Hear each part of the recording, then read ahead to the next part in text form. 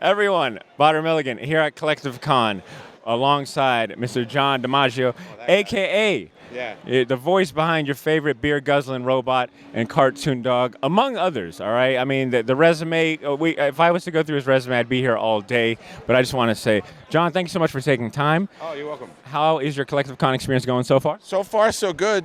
Nobody's, tried to cut me or anything, so, I hear people are crazy in Jacksonville. No, I'm kidding. It's been great. It's been wonderful. Everybody's really nice here, and it's nice. It's nice for a young convention to get this many people. It's pretty cool. I like seeing that, and it's a great. These conventions are great because everybody gets to come out and do their own thing. So I appreciate that, and I'm all for that. So. And people like the stuff that I do, and I like, there's stuff here that I like, so it's just, it's always a fun time. Have you had a chance to get a chance to explore the floor? I mean, before and after, when everybody's not really here, I can kind of wander through and just check stuff out. But yeah, there's always something. There's always a T-shirt. You're like, oh, that's really great. There's always something that you can find at a convention. But mostly it's people that are, all these people are into a lot of the same stuff, so it's always a good time, So the next time you're in town in Jacksonville, come on down to Collective Con. You'll have a great time. It's going to be great. Look at all the fabulous people here. We're having a good time. Don't you forget it. I don't know why I snapped into the guy that's selling these Jack, cars. make sure we isolate that one, right? No, absolutely. 100%. John, it sounds like you are a pro when it comes to conventions. I was curious, though, because I'm sure, all day, all weekend, you've probably had, people just fanning out, getting a chance to meet you, crediting you for all the different voices. Have you ever had a fanboy experience yourself, meeting an idol or a fellow colleague or someone you admire? It's always nice to meet people, to meet other folks. I met John Cusack once. I was just like, oh, man. Oh, just say anything. I'm just like, oh, God, better off dead. Oh, just.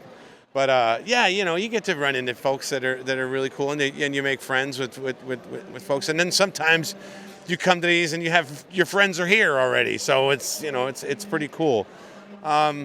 Yeah. There's always someone to just be like, oh, who's a guest this time, So, but yeah, it's always fun, and it's and I love coming to these. It's great because when you're in the booth or when you're behind the, you're in front of the camera. It's not often you get to hear this.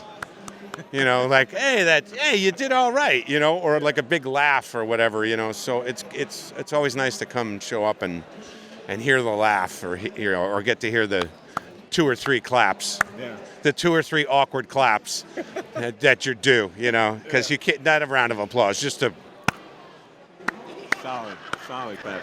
John, so I was thinking about, I was going through your resume, your list, your IMDb, and I mean, I might have snoozed a little bit, but I was active. No, it was awesome. And your video game credits, man, obviously Gears of War, Halo, Destiny. I mean, the list goes on. I was curious, are you a gamer yourself? I play video games. I mean, I like to play the video games that I'm in, which What's is the last one? Oh, just kind of narcissistic, I've loved the Gears of War games. I'm attached. I'm Gear for life, but I love playing particular video games. As a matter of fact, the guy that played the lead in Red Dead Redemption 2, I figured out who he was mid-con, and I was like, oh man, I'm trying to figure out your voice. I'm like, I knew you, dude. It was pretty funny, but yeah, I love playing games as long as it doesn't take too long. Because if it takes too long, then you get in trouble with the wife. Yeah. Nobody needs that. Nobody needs that trouble. Happy wife, happy life, right? That's right. All right, one last question for you, John. Probably one thing that really stuck out to me, and in my research was that new for me at least, you executive produced a documentary called "I Know That Voice." That's right. backstage VIP. Oh, there we go. The shameless plugs. My man is prepared. All right. There it is. So Since you're watching it, you can get it on Prime. there we go. You can get it on Amazon Prime, and I think maybe even iTunes. I'm not sure, but you look for it online. I think you can get it on YouTube. Actually, There we go. You'll So- have to pay for it on YouTube. Don't go just finding the link and just watching it on YouTube. Why don't you pay for the movie for crying out Support the loud? damn movie. Yeah. But I understand it was meant to be like a behind the scene, look into the lives of voice actors. And I was curious if you could share, right now, what is, what's something that you wish more people knew about, the world of voice acting, or maybe like a common misconception? Tara Strong has serious gas problems.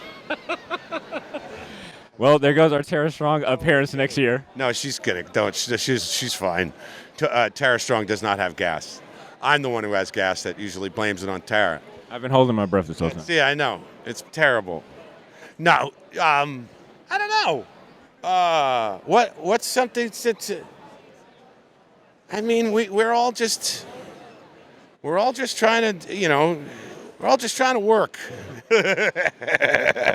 We're all just trying to get a gig, and some of us are more fortunate than others. But we all love it. There's a lot of smiles behind it. A lot of people that are just like in a good place, good energy. And we work hard. People in the booth, we work hard. Yeah. Speaking of working hard and trying to get a gig, I got one more question for you. And this is for all the aspiring voice actors that want to be the next John DiMaggio. If you could give a piece of advice to those aspiring, voice actors, specifically maybe a piece of advice that you wish you would have received early on in your career that would have made life a lot easier breaking in, what would that be? Learn a trade. Go to trade school. Get a job as a plumber. I don't know, carpenter, something like that. Some good regular job where you 5 years in, you're already making $100,000. 401k, retirement. No, you forget it. Just, totally. No, you know what? First of all, I tell young actors, just make rent. Which is basically just like, you create time for your art, for your passion. But you also make rent. You make money to pay rent, to pay your way, and if you can make rent, the rest is gravy. So that's what I say. I tell people to make rent. I tell young actors, just make rent. Just be concerned about making rent, and then everything else will come to you. You just work hard at it. When you work on your craft, make the work play so that you can play hard, and that's it. That's some real stuff. Thank you for your honesty. John, thank you so much for your time. All right. Ladies and gents, John DiMaggio. I got to get back to doing nothing. Going on break.